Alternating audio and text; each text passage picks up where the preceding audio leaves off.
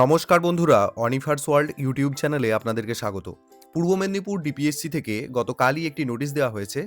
যেহেতু আগামী 14ই জানুয়ারি 2026 মকর সংক্রান্তি উপলক্ষে পর্ষদের ছুটির লিস্টে ঘোষিত নয়, তাই পূর্ব মেদিনীপুর ডিপিএসসি মকর সংক্রান্তি পরবের গুরুত্ব বুঝে 14ই জানুয়ারি 2026 ডিপিএসসি আন্ডারে প্রাথমিক বিদ্যালয়গুলিতে ছুটি ঘোষণা করল।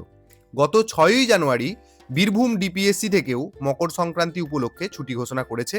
যেহেতু এই প্রথম প্রাথমিক শিক্ষা পর্ষদ ছুটির তালিকা থেকে এই ছুটিটাকে সরালো বা গুরুত্বহীন মনে করলো, কিন্তু ডিপিএসসির হাতে যে একটি ছুটি বরাদ্দ রয়েছে সেখান থেকেই এই ঘোষণা।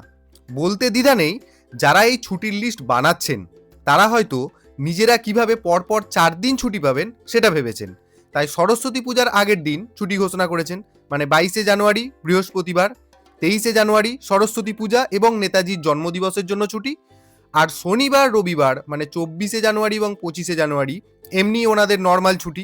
বর্তমানে ছুটি দেওয়া হয় উৎসবের গুরুত্ব বুঝে নয়, ছুটি লিস্ট তৈরি কর্তাদের টানা ছুটি হিসেবে। তো যাই হোক, অবশ্যই আপনাদের মন্তব্য কাম্য এই বিষয়ে, তাই ভিডিওটি আপনারা সকলের সাথে শেয়ার করুন এবং আপনারা যারা আমার চ্যানেলে নতুন তারা চ্যানেলটিকে সাবস্ক্রাইব করে নিতে ভুলবেন না।